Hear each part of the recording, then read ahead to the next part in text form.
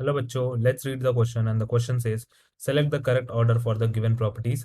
पहला ऑर्डर दिया है थर्मल स्टेबिलिटी, सेकंड दिया सॉलिबिलिटी, थर्ड दिया थर्मल स्टेबिलिटी, फोर्थ सॉलिबिलिटी। तो हमें क्या दिया है? सारे प्रॉपर्टीज दिए है, उसमें बताना है कि कौन सा सही से अरेंज है। तो यहाँ पर की कंसेप्ट लगेगा, वो लग जाएगा। सिंस यहाँ पे S block S block elements है तो हम बोलेंगे यहाँ पे एस ब्लॉक केमिस्ट्री लगने वाला है। एस ब्लॉक केमिस्ट्री का कंसेप्ट लगेगा। ठीक है, तो अभी की कंसेप्ट हमें पता चल चुका है, तो हम अप्लाई करेंगे। सबसे पहले देखेंगे थर्मल स्टेबिलिटी का। तो यहाँ पर क्या हो जाएगा? यहाँ पे लिखा है the thermal stability is BeCO3 is least and CaCO3 is the maximum. तो इसमें क्या हो जाएगा? The thermal stability of the alkaline earth metal carbonate increase in the order. तो ये क्या हो जाता है? इसमें BeCO3 का सबसे होता है क्या? मिनिमम हो जाएगा। उसके बाद हो जाएगा MgCO3 का, और उसके बाद हो जाएगा कैल्शियम कार्बोनेट का। ये ऑर्डर होता है थर्मल स्टेबिलिटी का। क्यों? बिकॉज मेटल आयंस, हम कह सकते हैं metal ions with big bigger atomic size forms stable carbonates. Stable carbonates, इसी के कारण कैल्शियम का सबसे ज्यादा साइज होगा, इसलिए कैल्शियम कार्बोनेट सबसे ज्यादा स्टेबल फाइंड कर रहा है। और इसमें यही स्टेटमेंट दिया है कि बी, यही ऑर्डर दिया है, BeCO3 मिनिमम और CaCO3 का मैक्सिमम। तो ऑप्शन ए तो सही हो जाएगा। अभी सेकंड ऑप्शन अगर हम देखेंगे तो उसमें दिया है सॉलिबिलिटी का। जब हम सॉलिबिलिटी की बात करेंगे तो सॉलिबिलिटी का क्या हो जाता है? Alkaline earth metal carbonate decreases होता है, तो it decreases down the group. किसकी सॉलिबिलिटी की बात कर रहे हैं हम लोग? अल्कलाइन अर्थ मेटल AEM मतलब अल्कलाइन अर्थ मेटल के कार्बोनेट्स की ये सॉलिबिलिटी डिक्रीज होता है down the group.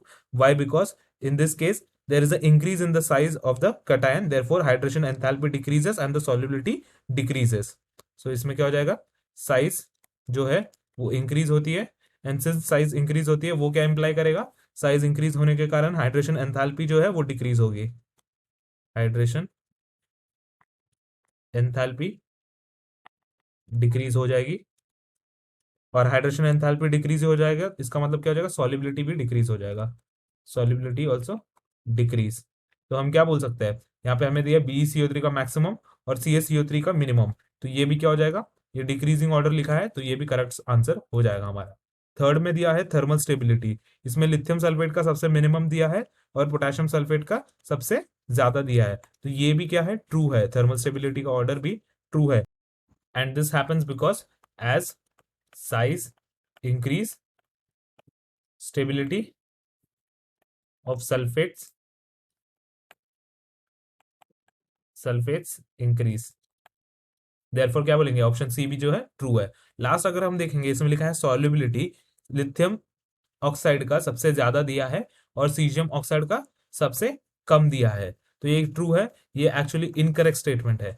Why this is incorrect? Because lithium oxide जो है काफी ज्यादा कोवैलेंट इन नेचर होता है। सो डी की जब हम बात करेंगे, Li2O is very much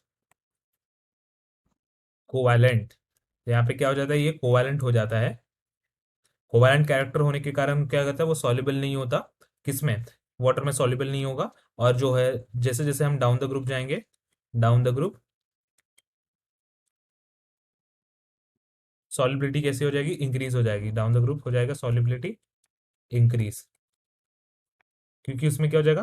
covalent character जो है डिक्रीज होगा और आयनिक कैरेक्टर इंक्रीज होगा। इसी के कारण क्या लिखा है यहाँ पे? लिथियम ऑक्साइड का सबसे ज्यादा दिया है, पर यहाँ पे सीजियम ऑक्साइड का सबसे ज्यादा होना चाहिए था सॉलिबिलिटी। तो ये क्या हो जाएगा? इनकरेक्ट हो जाएगा। सो करेक्ट कौन सा है? A, B and C। Hope you understood it well. Best of luck.